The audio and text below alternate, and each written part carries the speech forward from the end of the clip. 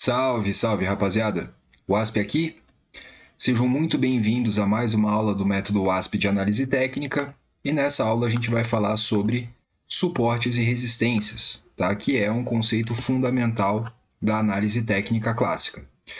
Eu vou pedir que vocês assistam essa aula até o fim. Muitas pessoas vão ter visto a thumbnail, vão ter visto o título e vão pensar o seguinte: poxa vida, eu já assisti uma outra aula sobre suportes e resistências, eu vi um curso sobre suportes e resistências, eu não preciso assistir essa aula.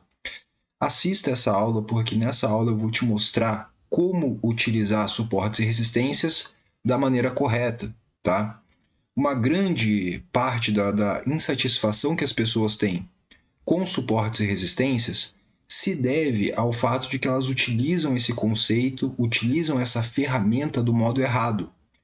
Veja, se você tenta colocar um prego na parede e você pega um martelo para fazer isso, mas você tenta bater com o cabo, tenta utilizar o cabo, você não vai conseguir. E a culpa não é do martelo, é você que está utilizando a ferramenta errado. Então, nessa aula, vocês vão aprender a utilizar essa ferramenta da maneira correta, beleza? Então, vamos iniciar entendendo a definição de suportes e resistências. Suportes e resistências são regiões de interesse. Isso aqui é um termo que vocês vão me ver falando muito, tá? Eu chamo de região de interesse todas as regiões ali que eu quero ver o preço tocando e qual vai ser a reação do preço àquela região. Isso inclui suportes e resistências, linhas de tendência, linha d'água, que é o fechamento do dia anterior, VWAP do dia anterior. Qualquer região que eu quero ver ali a reação do preço, eu chamo de região de interesse, tá? De um modo genérico. São regiões de interesse onde a demanda supera a oferta ou a oferta supera a demanda, funcionando como um teto ou um chão para o preço. Essas regiões elas são dependentes de contexto. A gente já vai entrar nesse ponto. Aqui, ó, quando essa região acontece acima do preço, se dá o nome de resistência, e quando essa região se dá abaixo do preço, se dá o nome de suporte. Vamos entender isso aqui por meio de um desenho. Vamos lá. A gente tem uma região aqui em cima. Essa região aqui em cima, a gente vai dar o nome dela de resistência, tá? E aqui embaixo, a gente vai ter uma outra região igualmente importante, cujo nome será suporte. Perfeito? Quando essa região está localizada acima do preço atual, e o preço atual vem interagir com essa região de baixo para cima, ela recebe o nome de resistência. E nessa região, o que acontece é que o mercado vem, toca nessa resistência, reage a essa resistência, tá? Quicando. Então, a gente tem basicamente dois resultados possíveis dessa interação. Ou a gente vai romper esta resistência, ou essa resistência vai ser respeitada e o preço vai, aspas, quicar nessa região. Perfeito? Embaixo, funciona do mesmo modo. Então, a gente tem o preço vindo interagir com o suporte de cima para baixo, toca nessa região de suporte, reage a essa região de suporte, e a gente tem dois possíveis resultados. O primeiro, ele rompe essa região ou ele quica nessa região, tá? Como essa interação funciona? Vamos lembrar lá da nossa aula sobre Price Discovery. Quando o mercado vem para tocar a região de resistência, o que está acontecendo na verdade é que compradores ativos estão agredindo o book, ou seja, comprando a mercado e comprando cada vez mais alto. Mas quando eles chegam nessa região de interesse, outros agentes de mercado que já tinham interesse em negociar nessa região colocam ali ordens passivas, ou seja, eles apregoam ordens de venda passivas nesse patamar de preço, elas estão apregoadas ali, e vendedores ativos vão apertar a mão e bater cada vez mais na venda. Então, o que acontece aqui? O saldo das coisas, os compradores ativos não conseguiram sobrepujar as vendas passivas que tinham aqui. E vendedores passivos, que foram vendendo cada vez mais, vão jogando o preço para baixo. Isso é uma interação de oferta e demanda. Então, nesse caso, a demanda não foi grande o suficiente para superar a oferta. E aí o preço parou de subir. Aqui embaixo a mesma coisa. A gente tinha vendedores ativos agredindo o book a mercado, ou seja, vendendo a mercado e vendendo cada vez mais baixo, até que o preço vem interagir com essa região de interesse e outros agentes de mercado que já tinham interesse em negociar nessa região apregoam apregoam compras passivas, ou seja, aquelas compras apregoadas ali, né? Compras limitadas. E aí a oferta gerada pelos vendedores ativos não consegue superar o número de compras que a gente tem ali, né, o volume de compras que a gente tem nesse patamar de preço. Compradores ativos começam a agredir o book a mercado e o preço sobe. Então, tudo isso aqui é uma dinâmica de oferta e demanda. E a gente tem que entender o seguinte: se a nossa aula, o que foi dito naquela aula de price discovery, que o mercado se move, o preço é formado pelo processo de price discovery, se aquilo é verdade, funciona e existe, logo suportes e resistências também funcionam e existem, porque a gente vai estar assumindo que o mercado funciona por meio de uma dinâmica de oferta e demanda. Perfeito? Você pode facilmente confirmar isso que eu estou falando para vocês sobre Price Discovery no chat GPT. Sintam-se livres para confirmar essa informação lá, tá bom? Agora, a gente vai entender o seguinte: o valor de uma região de interesse depende do contexto em que ela está inserida. Vamos perceber aqui, ó. Regiões de suportes e resistências normalmente são o quê? Topos e fundos. Então, numa tendência, você vai ter algo próximo disso aqui, ó. Né? Você tem aqui topos e fundos cada vez mais altos. Tanto os topos quanto os fundos se tornam regiões de interesse, aonde o mercado virou. E se lá na frente o mercado volta numa dessas regiões aqui, a gente vai ficar atento para ver como que o preço vai reagir ao tocar nessa região. Tranquilo? Em mercados laterais, a gente tem exatamente a mesma coisa, né?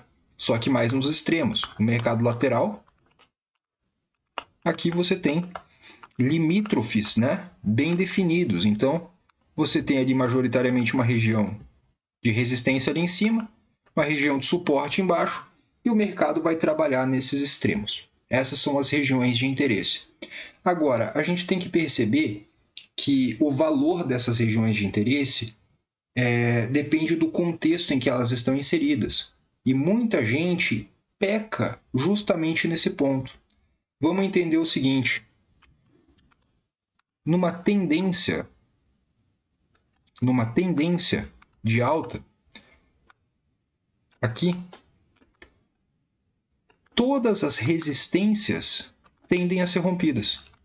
A tendência é que qualquer resistência que você tenha no meio do caminho seja rompida, tanto essas atuais formadas pela própria pernada quanto as anteriores. Por que isso acontece? Porque o mercado ele respeita uma lei de inércia, né? Ele tende a se manter fazendo aquilo que ele já está fazendo. Então, numa tendência, é mais fácil que ele se mantenha na tendência do que ele reverta a tendência. Uma a cada 5 tentativas de reversão vai funcionar. Então, a gente tem 80% de chances do preço continuar subindo. Perfeito? Agora, o contrário é também verdadeiro. Se as resistências têm maior probabilidade de serem rompidas, né, do que de serem respeitadas, os suportes aqui, eles tendem a ser respeitados numa tendência de alta. Então, numa tendência de alta, os suportes vão ser respeitados e as resistências tendem a ser rompidas. Numa tendência de baixa, é justamente o contrário. A tendência de baixa aqui, ó, os suportes tendem a ser rompidos, todos eles, tanto os atuais quanto os de dias passados, né?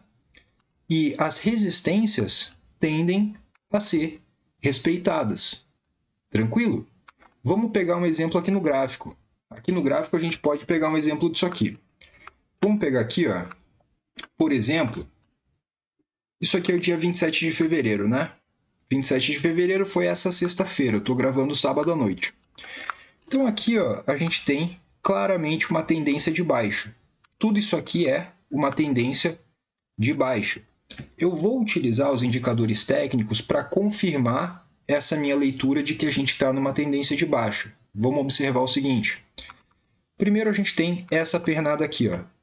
Dessa pernada, se eu pego a minha cruz e passo ela sobre o preço, a gente percebe que o TRIX cruzou o zero para baixo e está apontando para baixo. Ou seja, durante essa pernada, a gente está numa tendência de baixa e na fase impulsiva da tendência de baixa. Quando ele vira e faz essa correção, o TRIX vira para cima ainda abaixo do zero, mostrando para a gente que é uma correção. E aí ele retoma, tendência de baixa.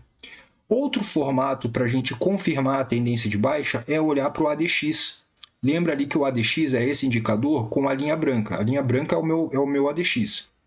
Quando ele está acima do 18 e apontando para cima, a gente tem um movimento de impulso forte, que tem pujança, tá? Quando eu passo aqui, ó, nessa primeira pernada, repara que o ADX está apontando para cima. Então isso aqui é um impulso.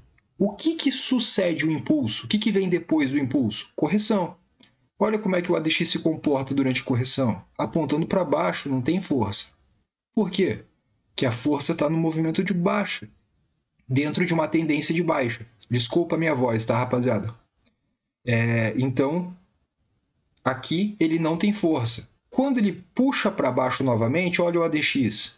Então, isso aqui está claramente confirmado como uma tendência de baixa. Numa tendência de baixa, o que vai ser respeitado? Resistências vão ser respeitadas. Então, eu pego esse fundo aqui, por exemplo, ó, esse fundo aqui, que era uma região de suporte que, quando foi rompido, se torna uma resistência, eu posso confirmar essa região ali por meio do TRIX. Ali, ó, quando eu tenho uma região de suporte que é representada como um fundo ali no TRIX, essa região ela é muito relevante. Olha essa região aqui formando um fundinho ali no TRIX. É uma região relevante, né? Então, essa região aqui, ó, se você observar, o que acontece? O mercado vem, toca essa região, reage a essa região e retoma a movimentação de baixa. Legal? Agora, vamos observar como que o mercado se comporta nos suportes. Aqui, ó. Aqui a gente tem um suporte nessa 69, tem outro suporte aqui nesse candle 2, tá? Repara que ele rompeu esses suportes. Por que ele rompe o suporte? Porque a gente está numa tendência de baixa. Então, os suportes tendem a ser rompidos, resistências tendem a ser respeitadas. Eu vou falar sobre algo aqui que ainda não era tema dessa aula. Seria para as aulas seguintes. Mas já vamos falar disso aqui bem rapidamente. A gente precisa determinar o que é um rompimento, né, para saber se o rompimento funcionou ou não. Então, como que a gente determina isso? De um modo bem simples aqui. A gente precisa entender que quando o mercado vem tocar nessas regiões aqui, ó, nessas regiões de suporte, que ele pode romper ou não, a gente tem duas possibilidades. Ou ele vai romper, ou ele vai quicar. Se ele romper a região, o que significa esse rompimento? Significa que o mercado está vendendo cada vez mais. Ele usou a região para vender mais. E quando ele quica, significa que o mercado está utilizando essa região para realizar lucro dessa movimentação aqui e para ficar posicionado para o outro lado, né? Então, o que a gente precisa para ter um rompimento é o seguinte, não basta ele passar da região, ele tem que passar da região, passar bem e ele tem que ter follow-through. O que é isso? Continuidade. Mais barras de venda acontecendo depois do ponto do rompimento. Continuidade. Essa é o ponto que você tem que observar. Por quê? Olha aqui para esse candle 103. Repara que a gente tem esse suporte aqui, ó, essa resistência, né, da 69. Era um suporte, foi rompido aqui no 89 e 90, rompeu no 89, teve continuidade na 90. Então ele rompeu. Era um suporte que vira o quê? Resistência. Agora que foi rompido, vira resistência. Quando o mercado vem tocar aqui, ó, olha o que aconteceu. O candle 103, ele passa da região. Só que ele não tem continuidade. Vem o candle 104 e imediatamente volta com mais força ainda. O que isso significa? Significa que essa região aqui não foi utilizada para comprar mais. Foi utilizada para realizar lucro dessa compra que havia sido feita por aqui, né? Dessas compras aqui, e para se posicionar para uma nova queda. E aí gera um falso rompimento, beleza? Ou seja, o fato dessa 103 ter passado não significa que essa resistência aqui falhou. Não falhou não, essa resistência que ela funcionou. Perfeito? Agora vamos voltar aqui, ó, e a gente vai entender o seguinte. Então, o valor da região de interesse depende do contexto em que ela está inserida. A gente entendeu que numa tendência de alta, suportes tendem a ser respeitados, resistências tendem a ser rompidas. Numa tendência de baixa, suportes tendem a ser rompidos, resistências tendem a ser respeitadas. E numa lateralidade, como que isso funciona? Numa lateralidade, rapaziada, a gente vai ter ali a mesma dinâmica acontecendo, entretanto, com relação ao quê? Aos extremos, tá? Então, numa lateralidade, a gente tem isso aqui, ó. Você vai ter uma região de resistência nas máximas aqui, uma região de suporte aqui nas mínimas, tá? E como a gente sabe que o mercado lateral tende a se manter em lateralidade, ou seja, ele tem mais chance de continuar de lado do que de romper a lateralidade, tá? A gente entende o seguinte: as resistências dos extremos tendem a ser respeitadas, os suportes dos extremos da lateralidade tendem a ser respeitadas, tá? E toda a região de interesse no meio do caminho, aqui, aqui, aqui, aqui, aqui, tudo isso aqui tende a ser rompido, tá? Inclusive, existe um termo em price action que é vácuo. O que é o vácuo? Vácuo é quando não tem interesse de negociação em uma região. Quando a gente está claramente dentro de uma lateralidade, absolutamente ninguém quer ficar negociando aqui no meio. Ninguém quer comprar o meio do caminho, ninguém quer vender o meio do caminho. As pessoas querem trabalhar nos extremos. E como a gente tem essa ausência de negociação no meio do caminho, o mercado, depois que reagiu aqui ao suporte, a tendência é que ele consiga se deslocar com bastante facilidade até o outro extremo, porque falta resistência, falta gente negociando aqui no meio do caminho para que ele tivesse empecilhos, né? Ele não tem empecilho no meio do caminho, ele segue liso até o outro extremo. Esse caminho em que ele segue liso aqui no meio é chamado de vácuo. Perfeito? Então, numa lateralidade, a gente tem essa escala hierárquica também. Resistências e suportes dos extremos tendem a ser respeitados, no meio do caminho tende a ser rompido. Beleza? Agora vamos separar aqui regiões minoritárias de regiões majoritárias, tá? Qual que é a essência da coisa? Nas primeiras aulas, a gente entendeu o que é uma pernada e o que é um swing, né? O swing é um grande puxadão, e esse grande puxadão ele é composto ali por várias pernadas, tá? Então, o swing é o puxadão. Esse puxadão, quando ele vira, né, ele acaba gerando uma região de interesse, por exemplo, esse suporte, que ele é mais relevante do que os suportes aqui do meio do caminho, que ajudaram a formar aqui, ó, o swing.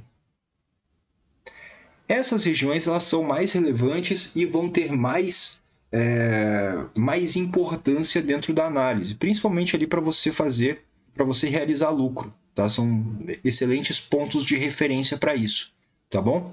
Mas essa região em azul vai ser mais importante, ela vai ser majoritária em relação a esses suportes que foram formados aqui no meio do caminho. Vamos pegar um exemplo no gráfico. Aqui, ó, vamos para o dólar agora. Tá?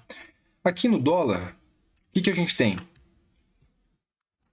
A gente teve uma reversão aqui. Tá? Essa reversão ela acontece por meio de uma estrutura contrária.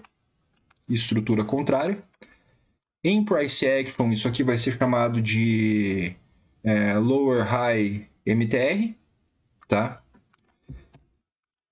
E ele inicia essa movimentação de baixa. A partir do momento que ele inicia essa movimentação de baixa, o que você tem aqui? Ó? Mercado subindo, e ele vem e respeita aqui um suportezinho, tá? uma região de resistência minoritária. Né? Aí ele estica, quando volta, ele volta e respeita o quê? Resistência minoritária. Tá? Aí ele vem de novo,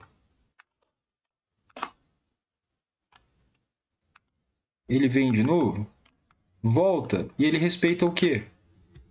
Uma resistênciazinha minoritária. Volta, vem de novo, o que ele respeita aqui?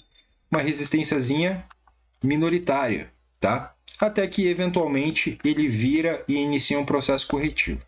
Então, numa tendência de baixa, até mesmo as resistências minoritárias vão ser respeitadas, tá? Mas todos os suportes vão ser perdidos. Entretanto, ele acaba gerando uma região aqui, ó, que é um swing. Isso aqui é um swing. Como que eu vou validar que esse fundo é um fundo muito relevante? Eu vou validar que esse fundo é um fundo muito relevante por meio do TRIX. Quando esse fundo é representado no TRIX, ele é mais relevante que os demais.